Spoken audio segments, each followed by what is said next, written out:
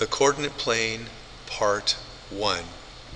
Draw a coordinate plane, then graph the points B, D, F, and H. So I'm going to take a metric ruler, and I'm going to pick a point mid-center of my page, halfway across, draw a line about 19 centimeters long, and mark that line every centimeter.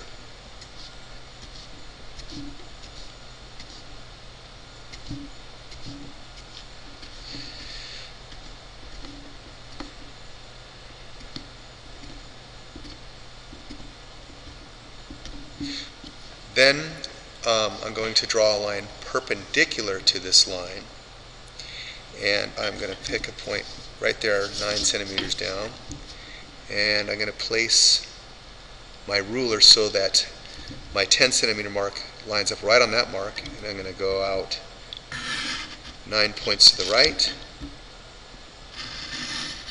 and about 9 points to the left, and mark that line every centimeter.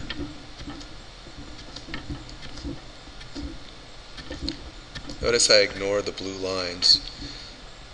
I don't want them to influence how I mark my grid. I want the grid to be even in both directions. Now I can start labeling this. Put my arrows on it to indicate that it goes in all directions infinitely. This is my x-axis. This is my y-axis. And I can number my axes.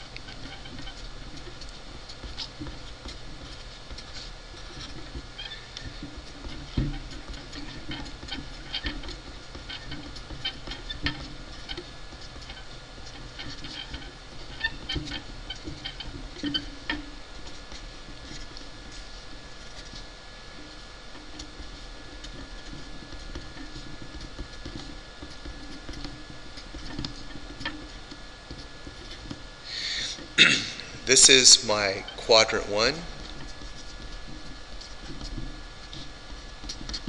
This is my quadrant 2.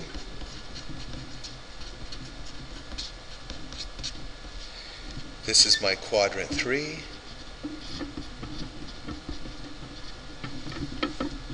Excuse me, let me move this up here.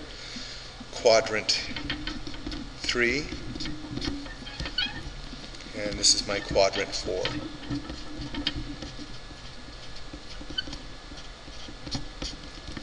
So now we're ready. We've drawn a coordinate plane, and now we're ready to graph these points. So let's start off with point B, which is -4 and -1. This first number represents x, the second number represents y.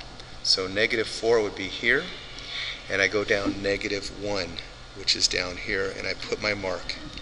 And I would label that point B, -4, -1.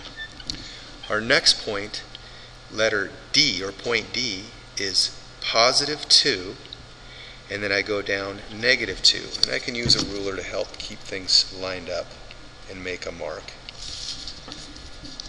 And I go down -2. So I go over 2 and down 2. This is x, this is y. So x is +2, y is -2. I put my mark. Call that point D and label it 2, -2. Our next point is F, and it's -3, +2. So I go over 1, 2, 3, because this represents x, and that's y. So I go over here and I go up 2.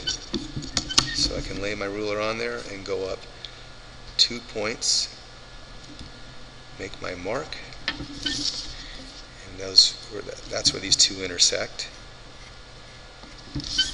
And I'll label this point F, -3, 2. And our last point, point H, is x is equal to 1 and y is equal to 7. So I go over 1 and up 7. So I'll just put my ruler here and go up 7.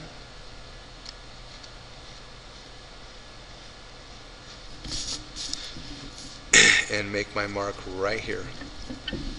And this becomes point H, 1, 7. So point H lies in quadrant 1, point F lies in quadrant 2, point B lies in quadrant 3, point D lies in quadrant 4. And that's it.